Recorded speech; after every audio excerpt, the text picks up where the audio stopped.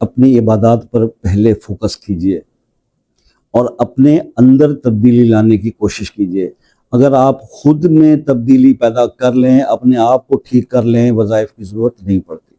اعوذ باللہ من الشیطان الرجیم، بسم اللہ الرحمن الرحیم۔ السلام علیکم ورحمۃ اللہ وبرکاتہ۔ دوستو، سورہ لقمان کی آیت نمبر 20 کا ورد کرنے والا شخص کبھی غریب نہیں ہو سکتا۔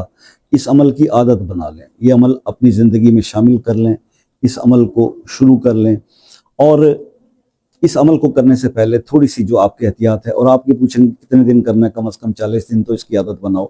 آپ پھر چھوڑو گے نہیں زندگی پر۔ اس کو کرنا کیا ہے؟ پہلے تو یہ ہے کہ اس آیت نمبر 20 اس کی آپ نے ایک تو فریم کرا کے اس کو اپنے گھر میں لگا لینا ہے۔ اگر آپ کا بزنس ہے، دکان ہے، تو اس کو کاروبار والی جگہ پر بھی لگا لینا ہے۔ اس کے بعد آپ اس کو ہر نماز کے بعد 3 بار 5 بار 7 بار ضرور پڑھیں، فرض نماز کے بعد، اور اس کے بعد چلتے پھرتے وضو ہے نہیں ہے، بے وضو آپ اس کو پڑھتے رہیں، آپ کی زندگی میں کمال ہونا شروع ہو جائے گا۔ یہ عمل ہے جو آپ کو میں سجیسٹ کر رہا ہوں۔ اس کی عادت آپ بنا لیں تو آپ دیکھیں گے کہ آپ وہ سب کچھ آپ کو حاصل ہوگا جس کی آپ تمنا رکھتے ہو۔ ٹھیک ہے جی؟ تو اپنی عبادات پر پہلے فوکس کیجئے اور اپنے اندر تبدیلی لانے کی کوشش کیجئے۔ اگر آپ خود میں تبدیلی پیدا کر لیں، اپنے آپ کو ٹھیک کر لیں، وظائف کی ضرورت نہیں پڑتی۔ جس شخص نے اپنے اندر سے برائیوں کو ختم کرنے کی کوشش شروع کر دی، وہ امیر ہو گیا، اس کا عمل کام کرتا ہے۔ ٹھیک ہے جی؟ اس عمل کے بارے میں اگر آپ نے کچھ سمجھنا ہو، کچھ بتانے سے رہ گیا ہو، تو آپ واٹس ایپ پہ رابطہ کر کے پوچھ سکتے ہیں۔ شام 8 سے رات 11 بجے تک اویلیبل ہوتا ہوں۔ زیادہ بہتر بات کرنے کا طریقہ یہ ہے کہ آپ ایک میسج کریں واٹس ایپ پہ، اور کال کا ٹائم لے لیں، چاہے پاکستان سے ہیں یا کسی بھی کنٹری سے ہیں۔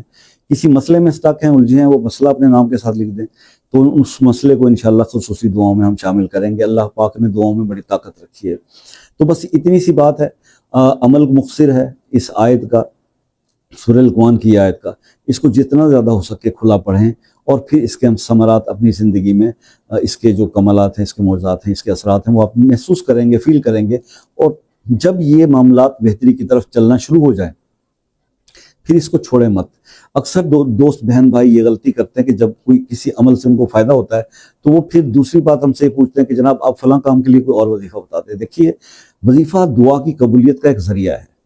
اس پر ہم لوگوں نے یہ ٹیگ لگا دیے، یہ ٹیگ ہم نے لگائے ہیں، یہ اللہ کی طرف سے نہیں۔ آپ کوئی بھی دعا مانگیں اور کوئی بھی عمل کریں، یہ نفلی عبادت کریں، اللہ قبول کر لے، تو آپ اس کو کسی بھی دعا، کوئی بھی دعا اس کے ساتھ مانگ سکتے ہیں۔ رزق کے لیے مانگ سکتے ہیں، شادی کے لیے مانگ سکتے ہیں، دوسرے ملک کا ویزا ڈاکومنٹس نہیں بن رہے، اس کے لیے مانگ سکتے ہیں۔ تو عمل، اگر ایک کام کے لیے وہ عمل قبول ہوا ہے، وظیفہ آپ کو سوٹیبل ہوا ہے، اس نے اثر کیا ہے، تو آپ اس کو کسی بھی عمل کے لیے کر سکتے ہیں۔ ٹھیک ہے؟ اس کو بدلنے کی کیا ضرورت ہے؟ ایک چیز یہ کلیئر کر لیں تو یہ بات کلیئر ہوگی۔ باقی یہ ہے کہ میں نے آپ سے ہمیشہ ریکویسٹ کی کہ جناب اگر آپ کسی مسئلے میں پھنسے ہیں، اٹکے ہوئے ہیں، تو آپ مجھے بتائیے۔ وہ دعاؤں کے لیے وہ مسئلہ اپنے نام کے ساتھ کمنٹ سیکشن میں لکھ دیں۔ پرائیویسی کی بات ہے تو وہ مسئلہ وائس کر دیں واٹس ایپ پہ یا ٹیکسٹ کر دیں، بس انشاءاللہ دعاؤں میں شامل کر لیں گے۔ ٹھیک ہے؟ اور آپ سے ہمیشہ یہ ریکویسٹ رہتی ہے کہ آپ بھی دعاؤں میں ہمیں یاد رکھیے گا۔ زندگی رہی تو انشاءاللہ نیکسٹ ویڈیو میں پھر آپ سے ملاقات ہوگی۔ تب تک کے لیے اجازت دیجیے۔ اللہ حافظ۔